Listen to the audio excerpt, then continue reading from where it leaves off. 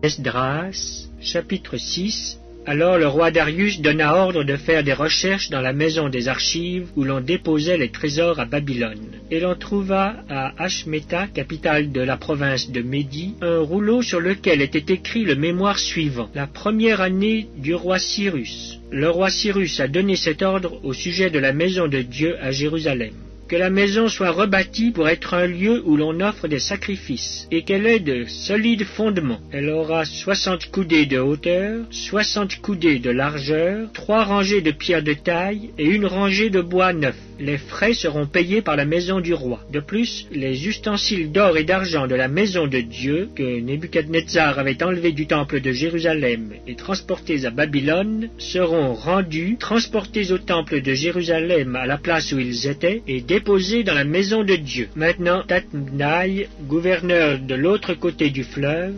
Shethbar-Boznaï et ses collègues d'Arphazak, qui demeuraient de l'autre côté du fleuve, tenez-vous loin de ce lieu. Laissez continuer les travaux de cette maison de Dieu, que le gouverneur des Juifs et les anciens des Juifs la rebâtissent sur l'emplacement qu'elle occupait. Voici l'ordre que je donne touchant ce que vous aurez à faire à l'égard de ces anciens des Juifs pour la construction de cette maison de Dieu. Les frais pris sur les biens du roi provenant des tribus de l'autre côté du fleuve seront exactement payés à ces hommes, afin qu'il n'y ait pas d'interruption. Les choses nécessaires pour les holocaustes du Dieu des cieux, jeunes taureaux, béliers et agneaux, froment, sel, vin et huile, seront livrés sur leur demande aux sacrificateurs de Jérusalem jour par jour et sans manquer, afin qu'ils offrent des sacrifices de bonne odeur au Dieu des cieux et qu'ils prient pour la vie du roi et de ses fils. Et voici l'ordre que je donne touchant quiconque transgressera cette parole. On arrachera de sa maison une pièce de bois, on la dressera pour qu'il y soit attaché, et l'on fera de sa maison un tas d'immondices. Que le Dieu qui fait résider en ce lieu son nom renverse tout roi et tout peuple qui étendrait la main pour transgresser ma parole, pour détruire cette maison de Dieu à Jérusalem.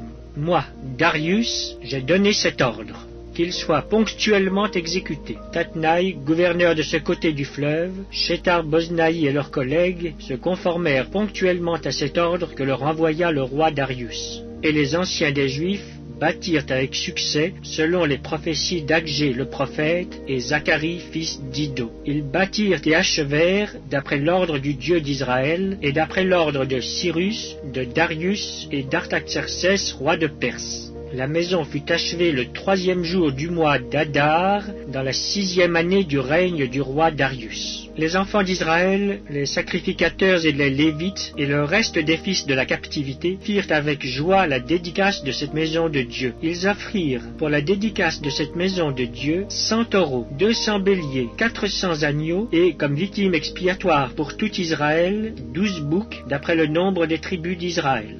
Ils établirent les sacrificateurs selon leur classe et les Lévites selon leur division pour le service de Dieu à Jérusalem, comme il est écrit dans le livre de Moïse. Les fils de la captivité célébrèrent la Pâque le 14e jour du 1er mois. Les sacrificateurs et les Lévites s'étaient purifiés de concert, tous étaient purs. Ils immolèrent la Pâque pour tous les fils de la captivité, pour leurs frères les sacrificateurs et pour eux-mêmes. Les enfants d'Israël, revenus de la captivité, mangèrent la Pâque avec tous ceux qui s'étaient éloignés de l'impureté des nations du pays et qui se joignirent à eux pour chercher l'Éternel, le Dieu d'Israël. Ils célébrèrent avec joie pendant 7 jours la fête des pains sans levain, car l'Éternel les avait réjouis en disposant le roi d'Assyrie à les soutenir dans l'œuvre de la maison de Dieu, du Dieu d'Israël.